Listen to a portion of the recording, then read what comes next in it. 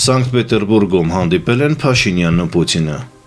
Չնայած Հայաստանում վայնասունի մակարդակի հասցված տարբեր գնահատականներին, էլ հիբրիդային պատերազմ, Ռուսաստանը մեր դեմ վարում է, Եվրոպան օգնում է, որ դիմակայենք, էլ շպիոնների որս, տարբեր խոսույթներ, բայց մենք տեսնում ենք եւ դա առաջացնում է շատերի մոտ կոգնիտիվ դիսոնանս, բավական ջերմ, կառուցողական, ես նույնիսկ կասեի գործնական շփումներ ու հանդիպում։ Խնդրեմ դիտեք։ Что касается двухсторонних отношений, то они развиваются. У нас скорректировался товарооборот, мы вчера говорили об этом. Если в 2024 году это было свыше 11 миллиардов, то за первые 9 месяцев текущего года 4,5 миллиарда. Но тоже это показатель хороший и дает нам основание полагать, что и в ближайшем периоде времени мы будем это наращивать. У нас и планы хорошие. Уже говорили по поводу энергетики, в том числе атомной. Сейчас вдаваться в детали не будем, но есть возможность обсудить, поговорить. По логистике тоже вы на прошлой нашей встрече ставили вопросы по различным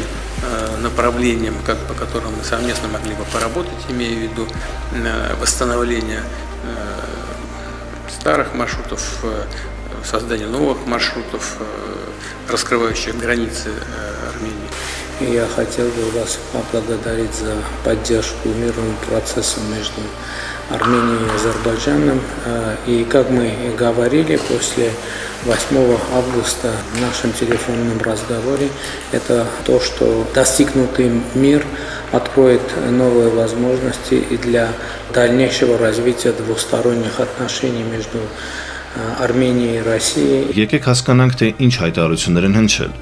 Փաշինյանը շնորհակալություն է հայտնել Ռուսաստանի նախագահին, որ աջակցում է Ռուսաստանը Հայաստանի եւ Ադրբեջանի միջև հարաբերությունների կարգավորմանը եւ նույնիսկ Նիկոլ Փաշինյանը հորդորել է Ռուսաստանին ակտիվորեն մասնակցել են ենթակառուցվածքների կառուցման վերագործարկման մեջ, որոնք կապում են Հայաստան-Ադրբեջանի հետ։ Միաժամանակ շնորհակալություն հայտնելով Ալիևին, որ երկաթգծով տարբեր ապրանքներ է մատակարարում Հայաստան,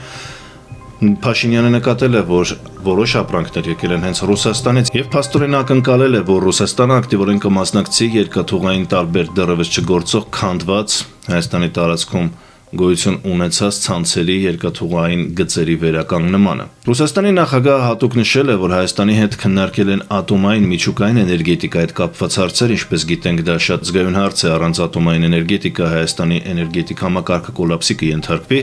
եւ միաժամանակ ակնարկել, որ նաեւ Ռուսաստանը հետաքրքրված է այդ ենթակառուցվածքային կոմունիկացիոն ծրագրերում։ Խոսվել է նաեւ թրիփի մասին։ Այսքան թողոբոհից հետո, այսքան քարոզչական պատերազմներից հետո Հայաստանի ղեկավարությունը գնացել եւ այնտեղ խոսում է օգուտներից, ուրեմն չկան այլ ընտրանքային ավելի մեծ օգուտներ, ուրեմն չկա այլ տարբերակ։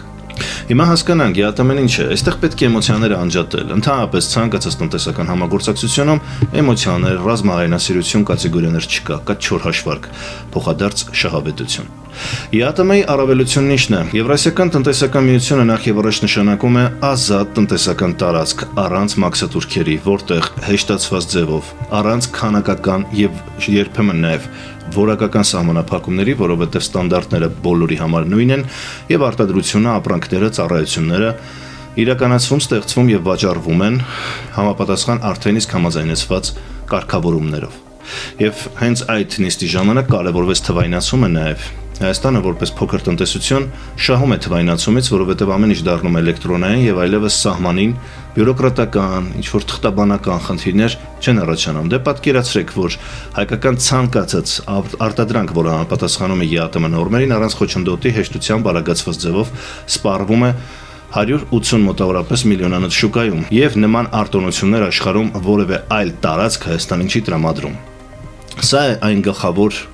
շարժիչ ուժը հատկապես արտադրությունների արտահանման ոլորտով, որովհետև Հայաստանի տնտեսությունը առանց նման շուկաների արտահանման հնարավորության պարզապես չի ունենա որևէ արտահանում։ Պահանջարկ չկա այլ շուկաներում կամ նման քանակի պահանջարկ չկա։ Դա համար մեկ առավելությունն է, որից Հայաստանը ցանկացած ղեկավար չի կարողանում հրաժարվել։ Երկրորդը էներգետիկան է։ Միասնական էներգետիկ շուկա է ձևավորվում եւ այն գինը, գազի գինը, որ սահմանված է, հնարավորություն է տալիս, որպեսզի Հայաստանը իր ամբողջ արտադրություններով, տնտեսությամբ, ինչպես գիտենք, գազով է ստեղծվում նաեւ հոսանքը, առանց հոսանքի չկա ոչ մի արտադրություն, տրանսպորտը չի գործում բավական էժան, վառելիքի տեսանկյունից։ Այդ ամենը հնարավորություն է ստանում, որպեսզի Հայաստանը ունենա տնտեսական օգուտներ։ Վառելիքի, գազի, էներգետիկայի մեկ անգամյա արագացված թանկացումը ուղղակի կոլապսի առջև է կանգնեցնելու տնտեսությունը, ամեն ինչ թանկանալու է, աղքատությունը միանգամից հասնելու է ոչ թե այսօրվա 20%-ին, այլ գուցե 40 եւ ավել տոկոսի, միանգամից միայն էներգետիկ խնդիրների ժամանակ։ Սա եւս ստիպում է, որպեսզի Հայաստանը մնա ԵԱՏՄ-ում եւ քարոզչական հիմնարաբանությունները այստեղ ոչինչ չեն նշանակում։ Երրորդը իհարկե լոգիստիկան է։ Շուկաներին հասանելիությունը ենթակառուցվածքային առումով, ծախսերի առումով։ Մյուս կարևոր ոլորտը դա դրամական փոխանցումներ են, կապիտալի ազատ տեղաշարժը, ֆինանսների ազատ տեղաշարժը։ Մենք գիտենք, որ բազմաթիվ հայեր չնայած այս դժվարություններին շարունակում են ապրել աշխատել Ռուսաստանում եւ գումարներ ուղարկել իրենց հայրենակիցներին։ Այսինքն ԵԱՏՄ-ում Հայաստանի մասնակցությունը ոչ թե ինչ-որ մեկի կմահաճույքով է, ոչ թե քարոզչական էմոցիոնալ որոշումներ են, այլ շատ պարզ տնտեսական հաշվարկներ։ Եվ հետեւաբար մենք արդեն հասկացանք, թե ինչու է այդ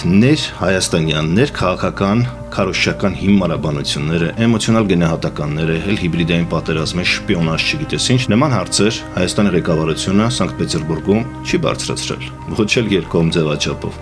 Այսինքն ամեն ինչ այդտեղ չեզոքանում է, վերանում է, որովհետև այդտեղ գործնական քննարկում են պետությունների տնտեսական շահերը։